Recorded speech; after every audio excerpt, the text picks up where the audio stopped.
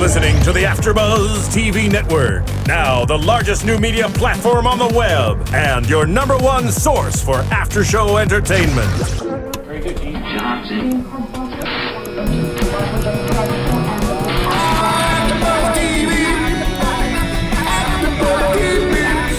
The AFTERBUZZ Studios in Los Angeles, California. Presented by Maria Menounos and streaming live thanks to Akamai Technologies. This is AFTERBUZZ TV's Nashville After Show. We'll break down tonight's episode and get you all the latest news and gossip. And now, another post-game wrap-up show for your favorite TV show. It's AFTERBUZZ TV's Nashville After Show. Wait for it. Hey everybody, we're back doing another Nashville After Show for AFTERBUZZ TV. This is Season 2, Episode 12, Just For What I Am. I'm your host, JJ Jurgens, and I'm joined tonight by Whitney Lane. It's just the two of us. Just the two of us. Have fun. And we're in red. Ladies in red. We got this. We do. It's going to be a good night. All right, well, let's start off talking. And we also have Marisa in the booth. Oh, yes. What's up, guys? Yeah. So, interesting episode compared to last week's, right? Yeah. That's what they do on the show, though. It's like you're really like, whoa, craziness, and then it's like slow down a little bit, and then it's, ups and downs. They got to keep us there. Yeah, they had to kind of drop some little ball. Yeah, exactly. But kind of set the scene. Mm-hmm. Yeah, definitely a building week. Mm-hmm. But so let's go ahead and kick off talking about Juliette and her career and all she's going through. Well, that tour just keeps getting canceled at all the different venues. It's almost sad. It is. I never thought I was going to feel sorry for Juliette Barnes, and it's starting to happen. Yeah, I know you said that when we were watching, and I agree with you, because I just feel like, first of all, for this all to be stemming way back from the, Charlie incident, to me just blows my mind, because who cares? We were saying when we were watching, I think any of her fans would not give a crap about the affair and just be like, ooh, he's hot, yeah, It's like the one time that she did something right, too. Yeah. It blows up in her face. Yeah. And it's sad because she's kind of surrounded by these people like Jeff Fordham who just kind of bring her back to being trailer trash or whatever, and it's sad. She's overcome that. Like, she's successful. She may not always be humble and take it, and sometimes takes it for granted, but do you really treat people like that, Jeff?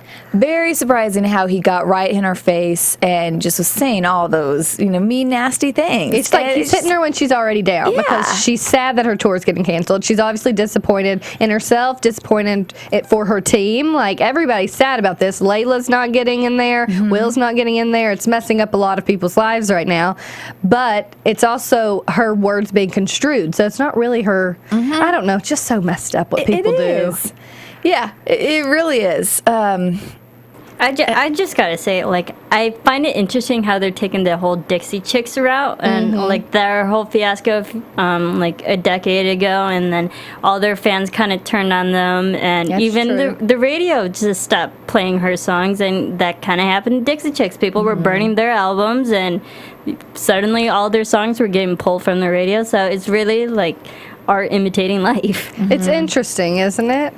They do pull on a lot of that, which we see and we always comment on. But, I mean, it takes Avery to kind of bring her back, Yeah, and I do like the way that she's handling things. I mean, she's fired up, but yeah, we were expecting her to slap Jeff or something when he was that far in her face. I would have. I don't think I could have handled someone talking to me like that. I think I'd have been like, get out of my face. Away. Yeah. This is inappropriate. Like, I get that you're losing money right now, but I'm a person, and I didn't lie, It's like that sort of thing. And she makes him a lot of money, so, he would need to back off a little bit. Yeah, well, she does have some issues, though, we see, and we Marisa and I had wondered last week if she was going to be ODing in this episode, but I'm glad that I'm glad that it was just a little drunken stupor.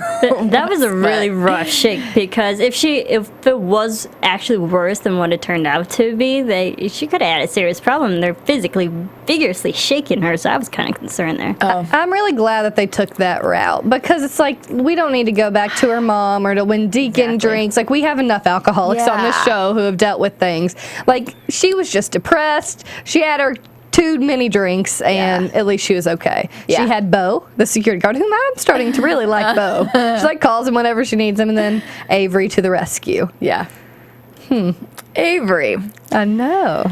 Let's talk about this development a little bit. No more Scarlett. Oh, just a quick shout out to Maria Menounos. I Popping back out on Nashville. Like, how many times is the second time we're like, oh, there's Maria. Love it. Love it. That's great. We love that. We do. Yeah, that was a fun one. But yeah, I mean, I don't know. I don't know what to think about Avery. I didn't know. Did you all think when they left it that they were broken up? Did they leave it broken up? That they were broken up? Well, that's the thing with me for this relationship. Is it like it kind of just fell back in like that, and then it kind of just fell right back out? And I mean, I get that's what they were kind of going for, but for me, it's kind of hard with Avery because he was doing all that plotting, like trying to really hook up Zoey and Gunnar, you know, and kind of planting those little seeds. And it seems like he really cared and he like really wanted her back, you know. So So then to then just kind of have this like, you know, well, yes, we're done, and he's immediately right. Or wanted her to show some feelings towards Gunnar so that he sees, so he has an excuse. What, do you still like Gunnar? Yeah. I don't know. Avery, at this point, I'm like so apathetic towards him. Haven't I always been? But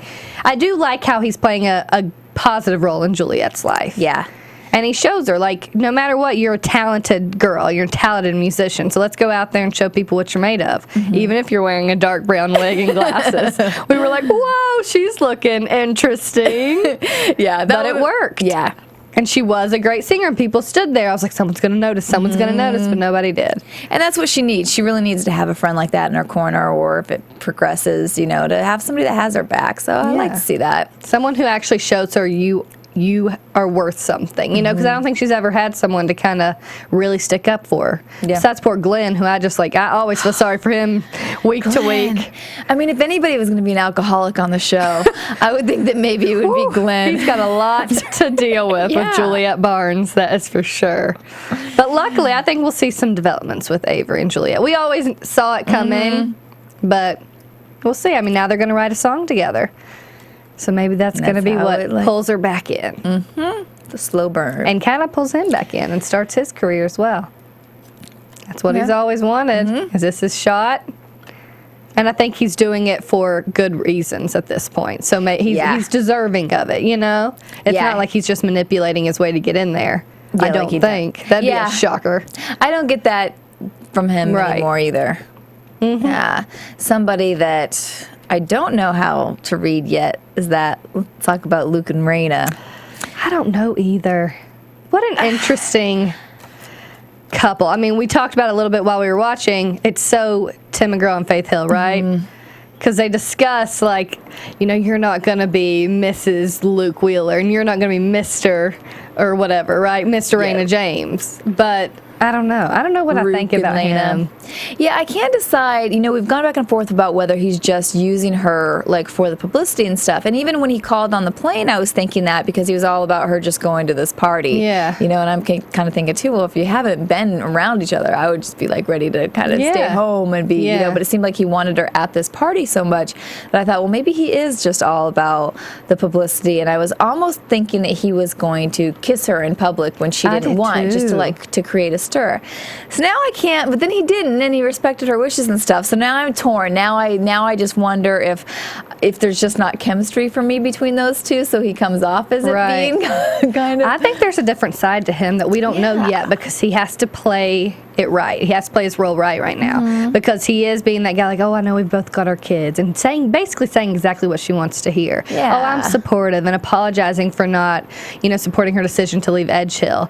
I don't think he really needs the publicity. Obviously, he was the only one promoting the single that's #1, you know. She didn't even go to any of the publicity things. But I don't know. I think we might see a different side of him come out now that they are officially deciding to come out as Rayna James and Luke Wheeler. You think he might be more? I think it's like he's got a plan, mean streak, or like some sort of like something crazy is going to come out. That wouldn't surprise me because, you know, there's something about him that does seem.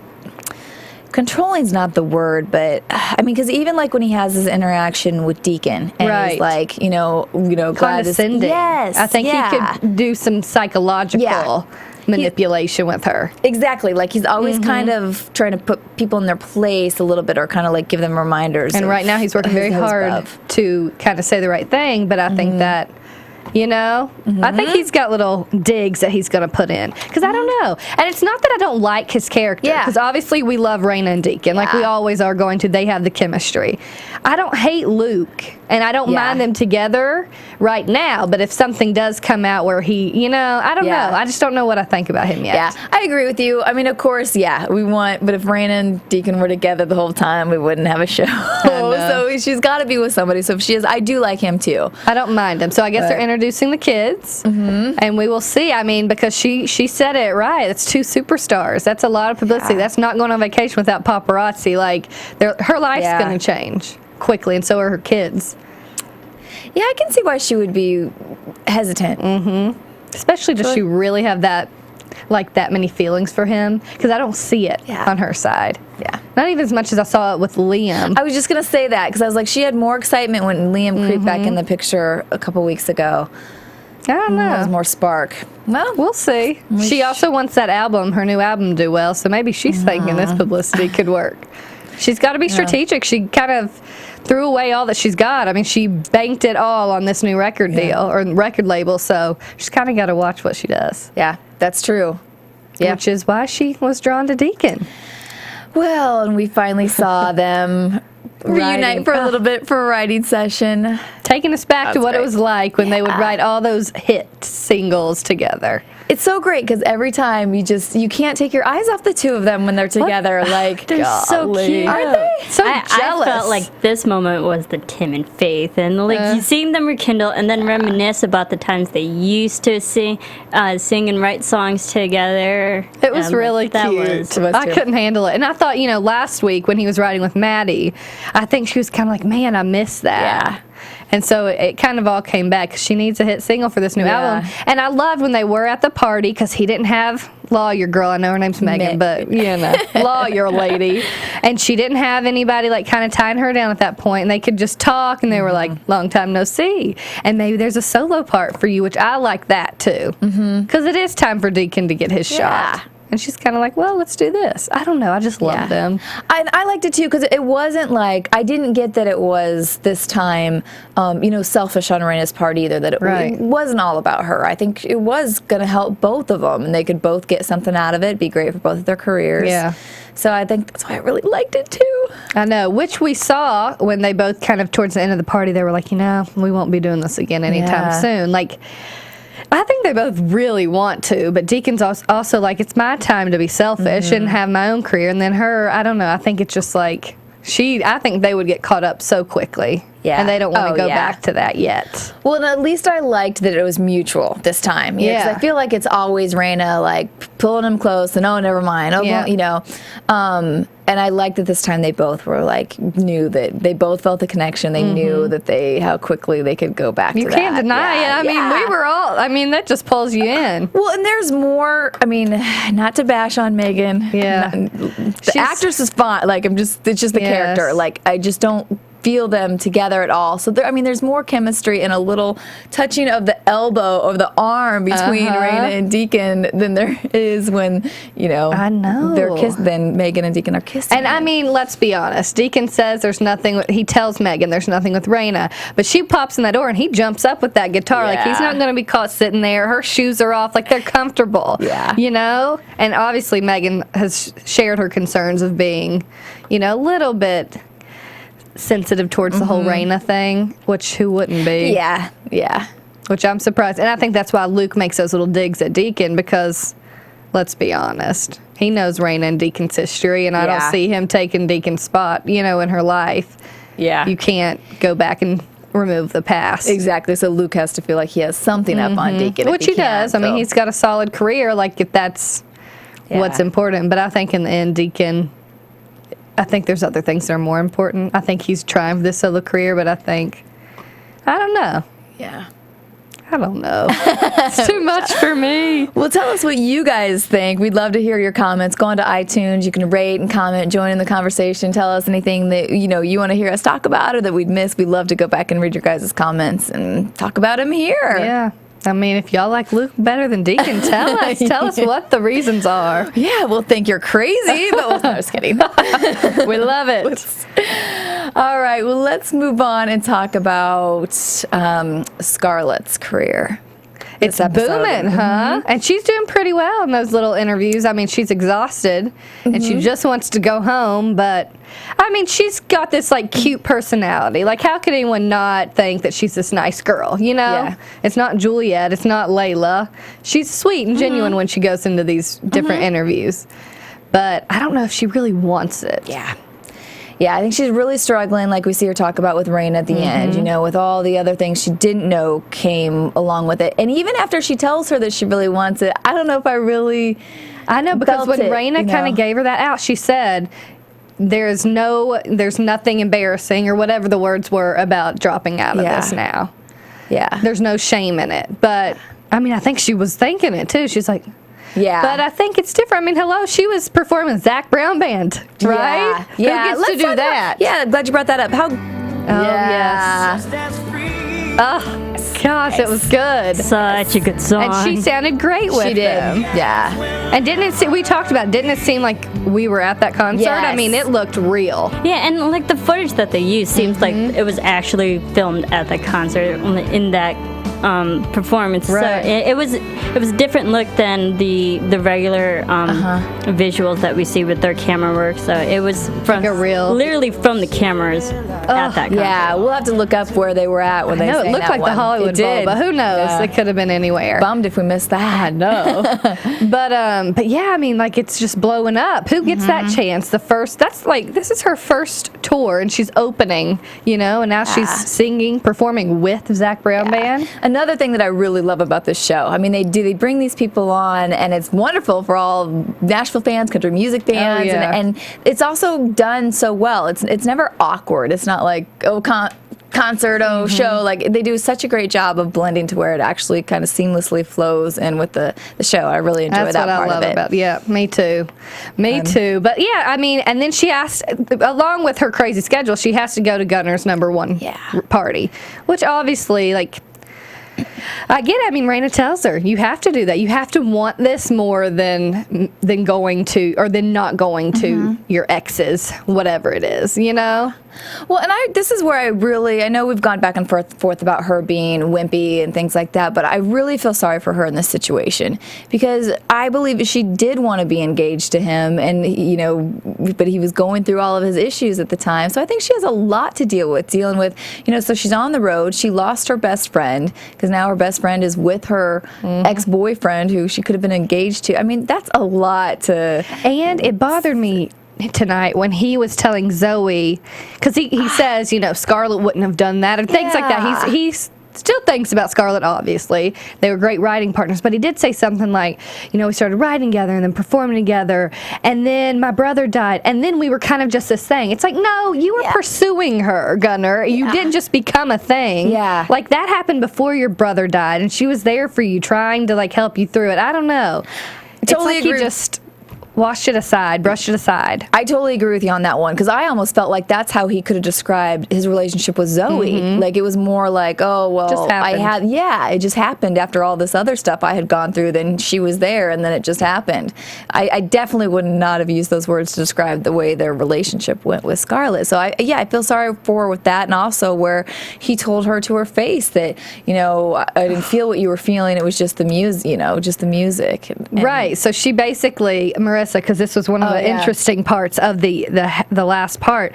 She basically runs into Gunnar at his #1 party, and she's like, you know, they apologize to each other about everything that's happened, and she's like, but you can't deny, like, what it felt like. Like, didn't you have those feelings when they were singing together for Kelly Clarkson? And he does, and you know he's in denial. Like, I really believe, I mean, it's such a Rayna Deacon story, but you can see it when they sing together. I don't know how that is just the music. You have to have some sort of chemistry with the other person. If you can look that long into each other's eyes without feeling uncomfortable singing to each other, you know? Yeah. Oh, it made me so sad. And then she goes and sobs in the bathroom and kind of throws it at Rayna a little bit when she's like, I don't know why you have these codependent relationships with your exes, but I'm not going to do that. And then she apologizes, of course. But it's still Gunnar's, he's brushing it off. He really is. Because let's be honest, he had a much deeper relationship with Scarlett, having to go through his brother's death and everything, and the struggle of not really making it, and she's getting ahead and all those different things. He hasn't ever delved deep with Zoey. Like, have they ever really discussed serious things? I just think it's such a surface relationship right now, which makes sense. And they haven't been dating that long. But I don't know. Yeah. I agree. Even when he went to go talk to her at the cafe, and he's just kind of around the corner, and then he finally does get introduced to her friends and stuff. It still just seems, very surface. But he also said when they got in a little argument because she was expressing her feelings about kind of being stood up 3 times, he doesn't care. He said, "This is my dream. It's finally coming true." So his dream, Zoey, is not you. Like, that's basically what he's saying. Well, his dream is finally coming to fruition too, because he wants to be a writer. He's writing with Jay DeMarcus from Rascal Flatts. Yeah, so his career is kind of getting on the up and up too, along with Juliette. Yeah. Well, I think that's the whole thing. Zoey at some point's gonna realize he doesn't care. Scarlett, not Juliette. Oh, Zoey's eventually gonna realize that he doesn't care as much about that relationship as he does about these plans. And honestly, Scarlett and Gunnar's plans seem to be going in the same direction. Yeah. And in his defense, they kind of have to be right now. If that's what he wants and he's getting these opportunities, I can't fault him for that. No. He could meet her friend. I'm not saying blow her off all the time, but you do have to start. But it's the same thing of like moving cross country to be with a guy, and you know what I mean? Yeah. Or something like that. Or not following what you want to do to be with your boyfriend and then not working out or something. You just never know. Yeah. So he's banking on what he moved to Nashville to do. It only makes sense. And especially since they are newer and stuff. It's not like he's, in this long relationship and blew meeting off her parents. It's meeting some friends of the Bluebird, It's true. I don't fault him for it. I don't know. Me either. Anything else on those guys? I don't think so. All we know now is kind of how it ended, that Deacon is officially signed to Belcourt Records as a solo artist, and he shares that with Megan.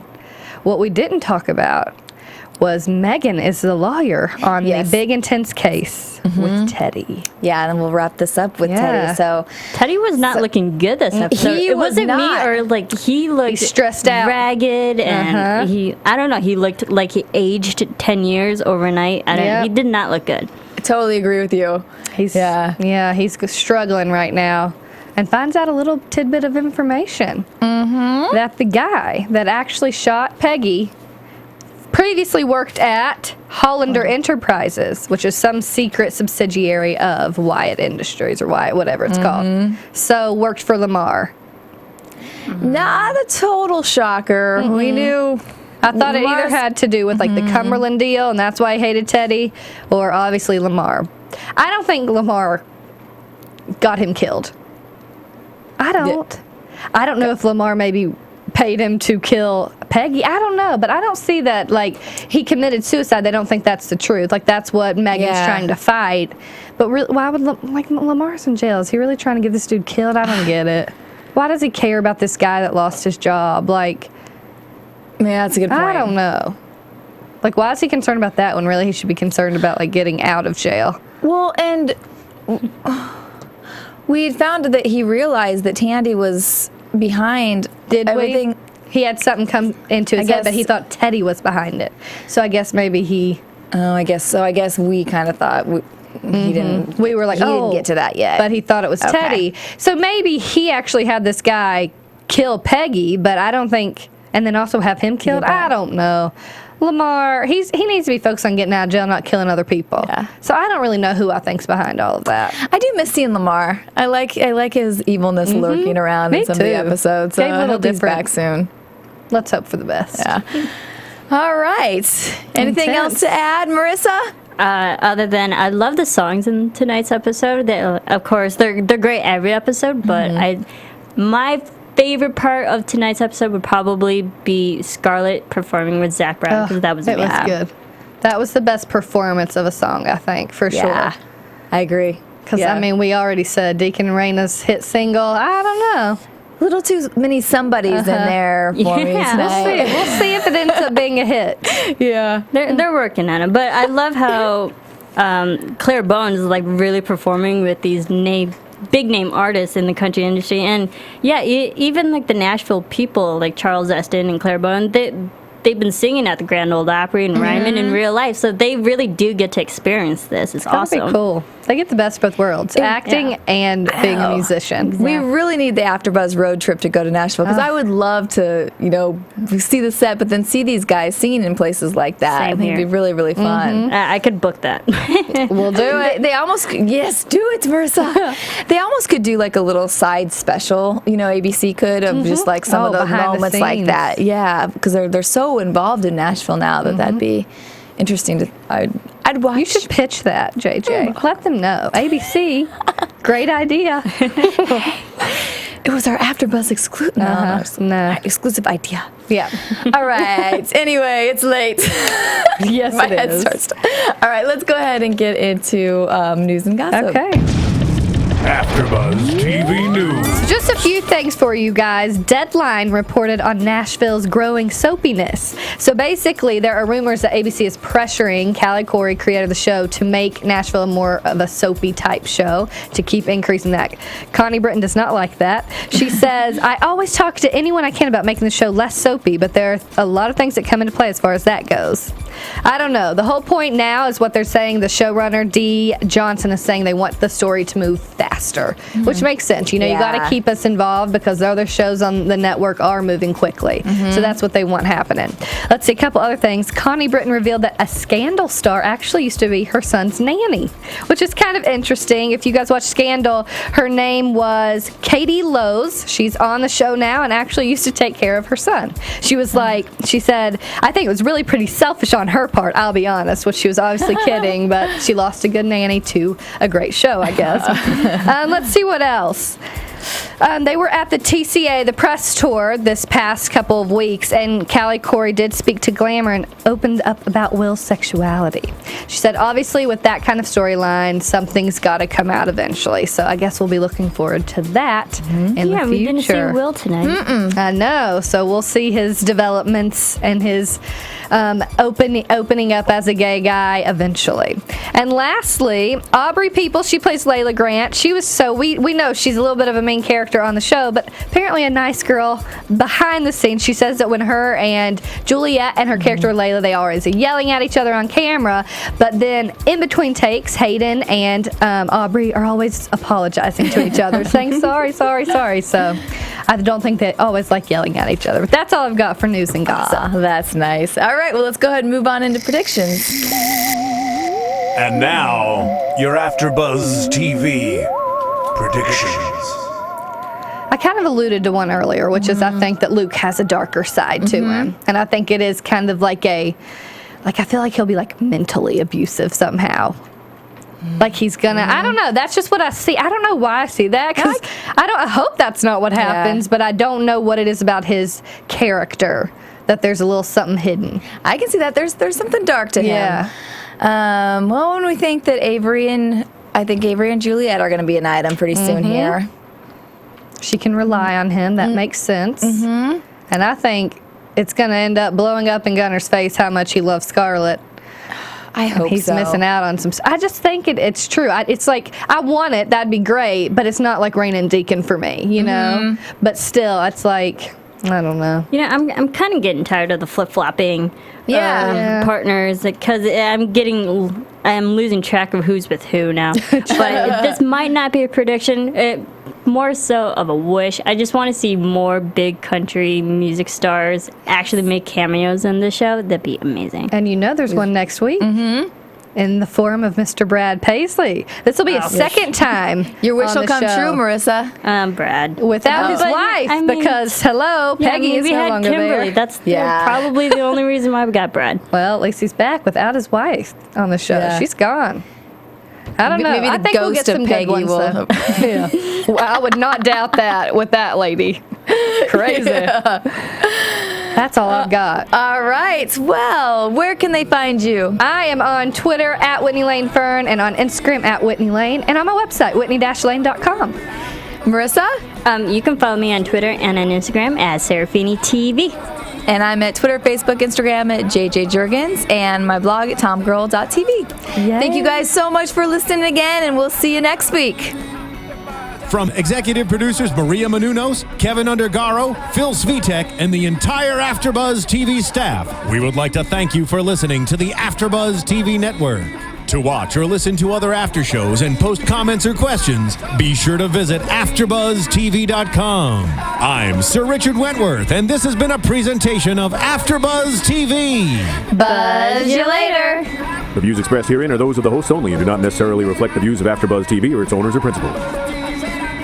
Thank you for watching AfterBuzz TV on YouTube. For more of your favorite after shows and interviews, subscribe to our channel here, and be sure to share your opinion on the episode in the comment section below here. We'd love to see what you guys are buzzing about. Thanks again. Buzz you later.